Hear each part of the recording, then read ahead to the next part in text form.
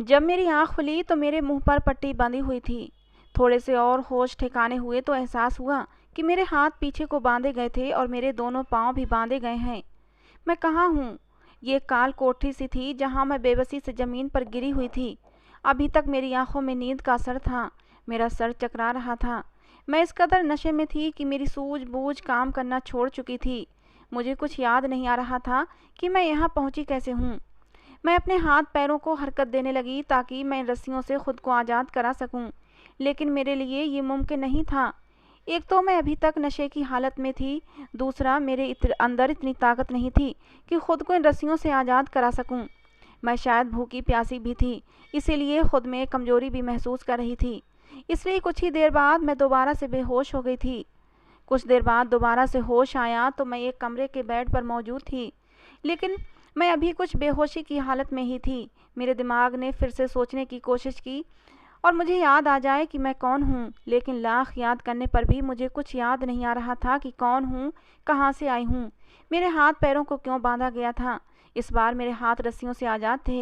मैंने अपना चकराता सर अपने हाथों में थाम लिया, लेकिन मेरा पूरा शरीर दर्द से चूर था। मैं इतनी हिम्मत खुद में नहीं रखती थी कि खुद से उठकर बैठ सकूं।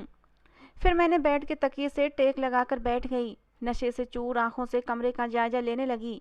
वो एक छोटा सा कमरा था। एक बेड के अलावा वहाँ कुछ न था। कमरे में नाइट बल्ब की हल्की सी रोशनी थी।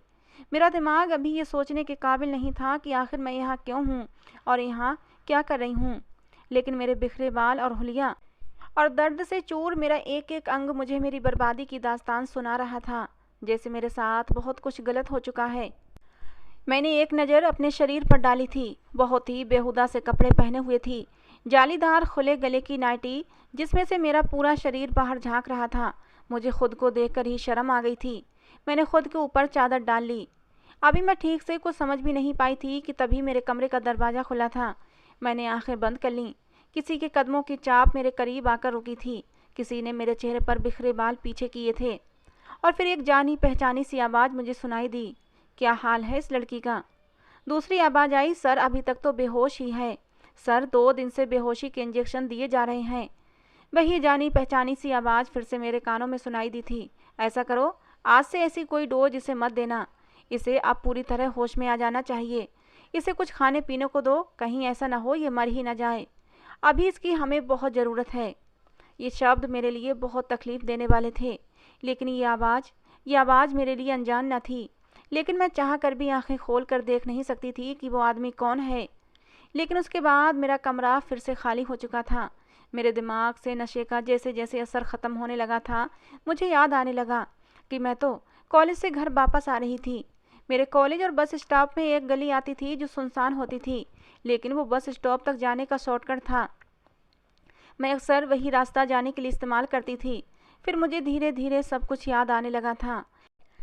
मैं कॉलेज से बस स्टॉप की तरफ तेज कदम उठाते हुए जा रही थी जब एक काले रंग की मारुति मेरे पास आकर अचानक से रुकी थी।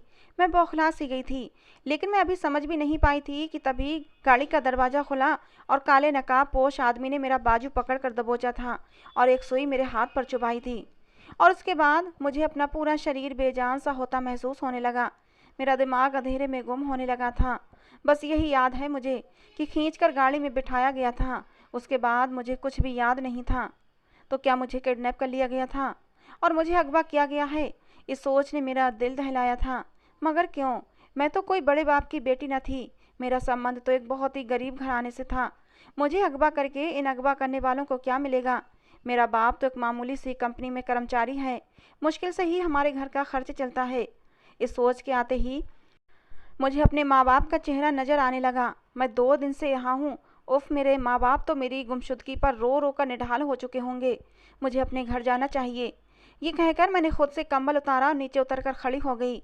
लेकिन जैसे ही मैं बेड से खड़ी हुई, चकरा कर दोबारा बेड पर गिर पड़ी। क्योंकि मैं 2 दिन से भूखी थी, मेरे अंदर इतनी हिम्मत नहीं थी कि अपने कदमों पर उठकर खड़ी हो सकती और चल सकती। मेरे गले में कांटे से चुभ रहे थे। मुझे एकदम ही प्यास का एहसास हुआ था। उसी समय कमरे का दरवाज़ा खुला था। सामने एक आदमी हाथ में खाने पीने के सामान के साथ खड़ा था। अंदर दाखिल हुआ। मैं जिन कपड़ों में थी उसे आदमी को देखकर मैं शर्म से पानी पानी हो गई थी। मैंने जल्दी से बेड पर रखी चादर अपने ऊपर डाल ली थी, क्योंकि जो कपड़े मैं पहने हुए थी उसमें से आधा शरीर तो मेरा दिखाई दे रहा था। मेरी हरकत को देखकर वो 6 फीट का हट्टा कट्टा मर्द अजीब तरह से हंसने लगा और खाने की ट्रे मेरे सामने रख दी।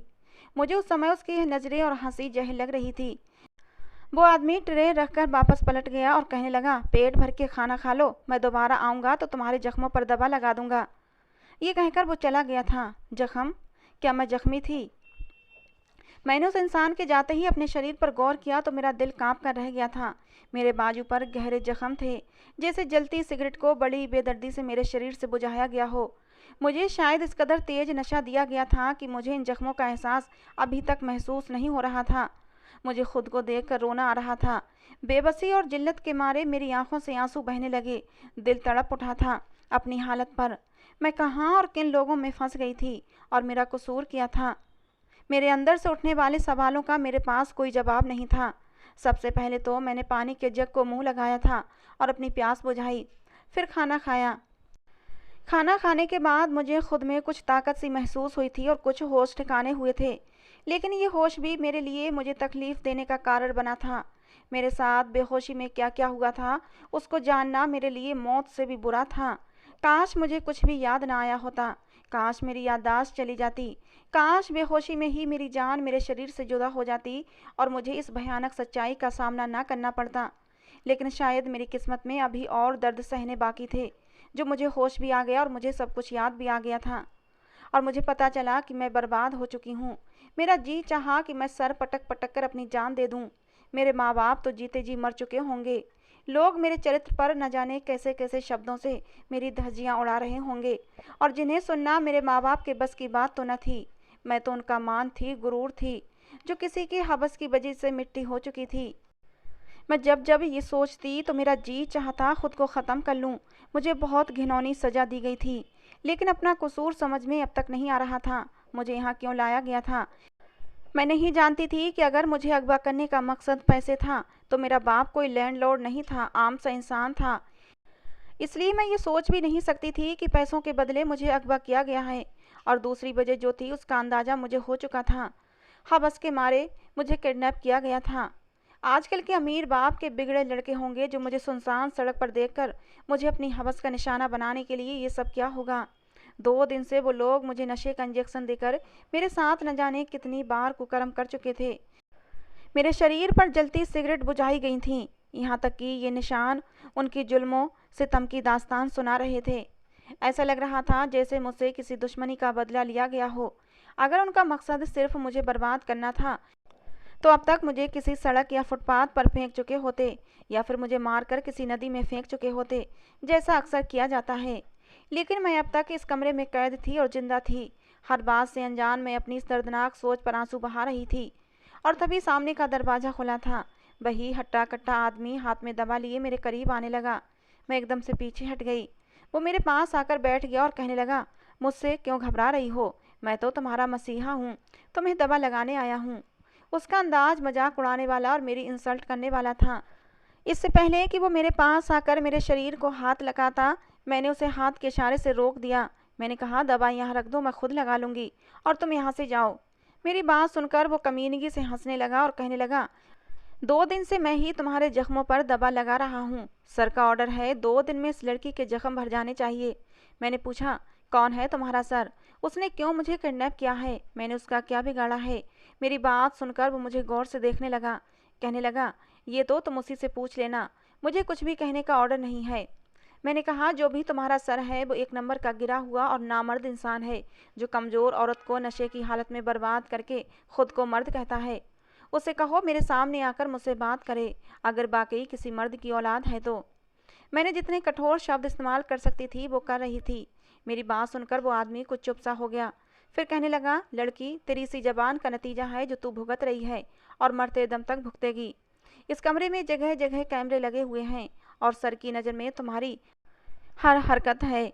जो यूं बेधड़क सर के लिए इतनी गंदी जबान इस्तेमाल कर रही हो, उसकी भरपाई तुमसे सही नहीं जाएगी, क्योंकि अब जो कुछ तुम्हारे साथ होगा उसकी तुम खुद जिम्मेदार होगी, और जो कुछ अब तुम्हारे साथ होगा वो होशो हवास में होगा।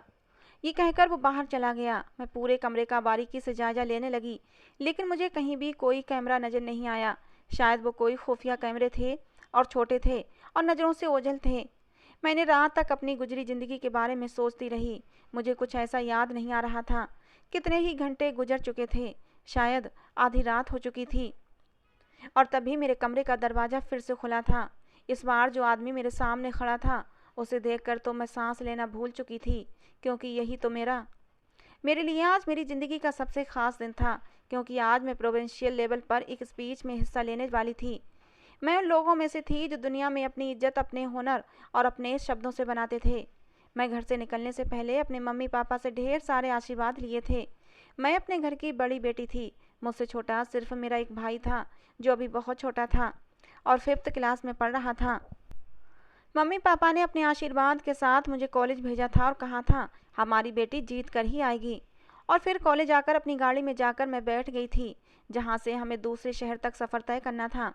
मैं अपने पूरे कॉलेज में सबसे ज़्यादा कॉन्फिडेंस से भरी लड़की थी और मुझे पूरा विश्वास था कि इस स्पीच का मुकाबला तो मैं ही जीतूंगी। कुछ देर बाद हम उस कॉलेज में पहुंच गए जहां ये मुकाबला होना था। वो कॉलेज बहुत बड़ा था और इस स्पीच के मुकाबले को स्पॉन्सर करने वाले बहुत अमीर आदमी वहां मौजूद थे। एक पल के लिए इतने एटीट्यूड से भरे अमीर और मुझसे भी ज़्यादा ज़हीन स्टूडेंट को देखकर मैं थोड़ा सा घबराई थी, मगर अगले ही पल मुझे मेरे माँ बाप और उनके दिए गए आशीर्वाद की याद आ गई थी। तो मैं सब कुछ एक तरफ रखकर अपनी बारी का इंतजार करने लगी। जब मैंने वहाँ भरी भीड़ के सामने अपनी स्पीच दी तो सब लोग काफ़ी इम्प्रेस हुए थे। ख़ास तौर पर मेरा कॉन्फिडेंस और मेरे शब्द बगैर किसी लड़खड़ाहट के मुझे इनाम का हकदार ठहरा रहे थे। वो मेरी ज़िंदगी का सबसे हसीन दिन था। इस स्पीच मुकाबले को स्पॉन्सर करने वाले शहर के सबसे अमीर इंसान थे। उस समय वो तो इवेंट में शामिल ना हो सका था, लेकिन उनका इकलौता बेटा वहीं मौजूद था। स्पीच देते हुए एक दो बार मेरी नज़र उससे टकराई थी। वो मुझे ही घूर रहा था। मैंने नज़रअंदाज किया और अपनी स्पीच पर ध्यान दिया। जब इनाम देने की बारी आई तो उन्हीं के हाथों से मुझे इनाम दिया जाना था। मैंने एक सरसरी सी नज़र स्टेज पर तालियों की गूंज में आने वाले उस इंसान पर डाली। वो एकदम मेरी ही उम्र का नौजवान लड़का था, जिसके चेहरे से गुरूर घमंड झलक रहा था।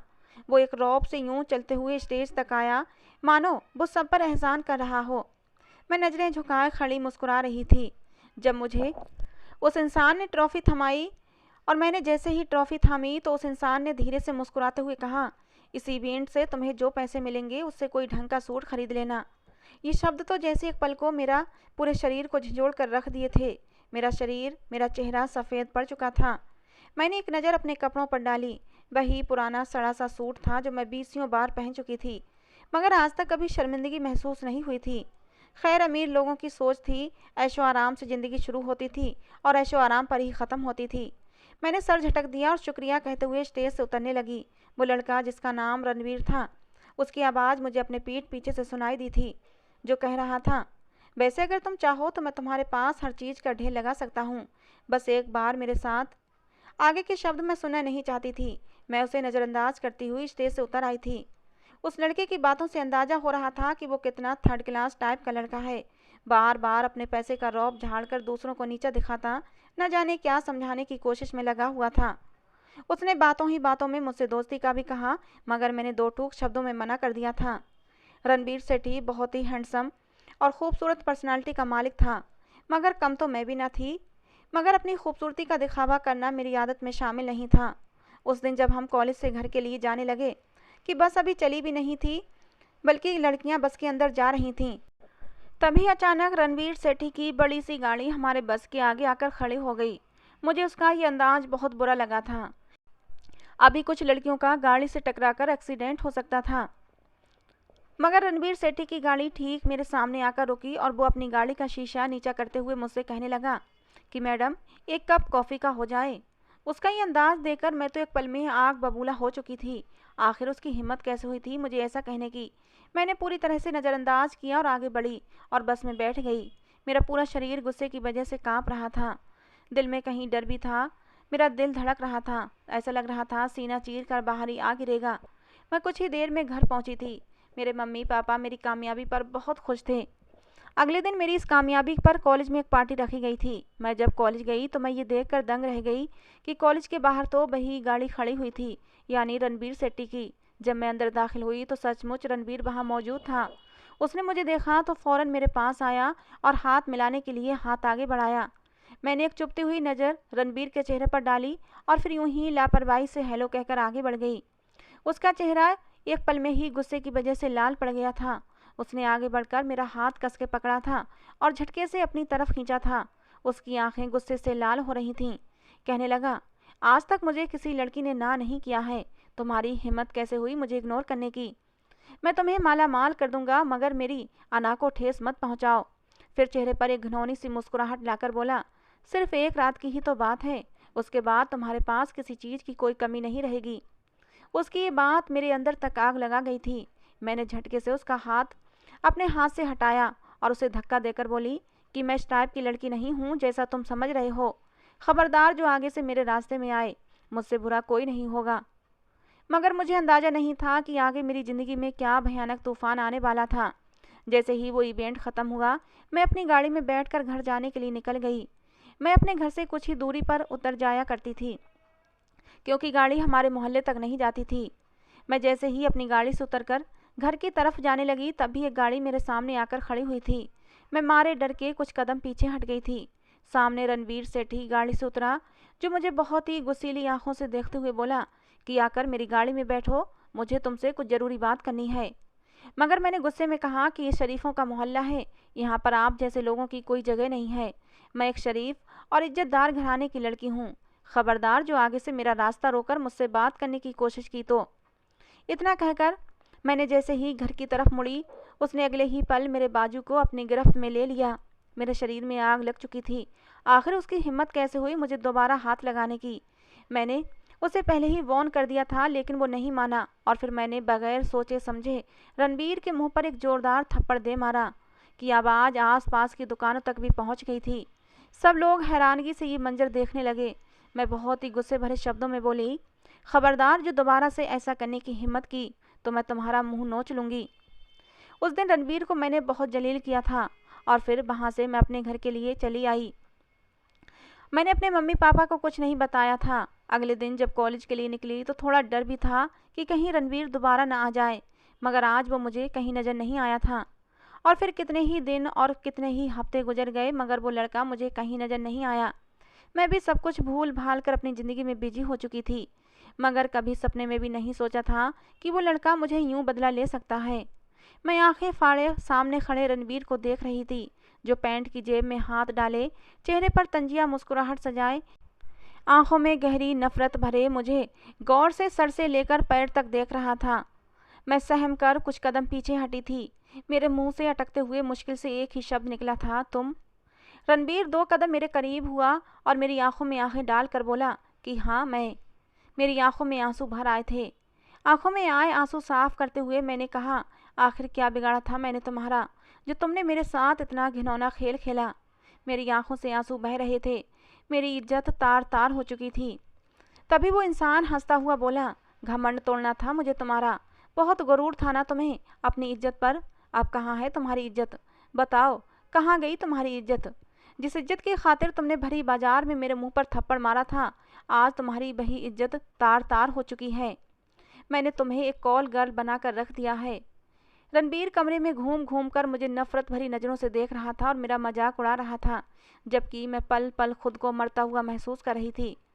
उसने बनावटी अफसोस करते हुए कहा, काश तुम मेरी बात मान लेती, मेरी दोस्ती स्वीकार कर लेती तो आज तुम सिर्फ मेरे तक ही रहती। लेकिन नहीं, तुमने मेरी बात नहीं मानी और उसका नतीजा ये हुआ कि इन 2 दिनों में तुम ना जाने कितने मर्दों का बिस्तर गर्म कर चुकी हो। रणबीर के ये शब्द सुनकर मुझे धक्का सा लगा था। इन 2 दिनों में ना जाने मेरे साथ क्या क्या हो चुका था।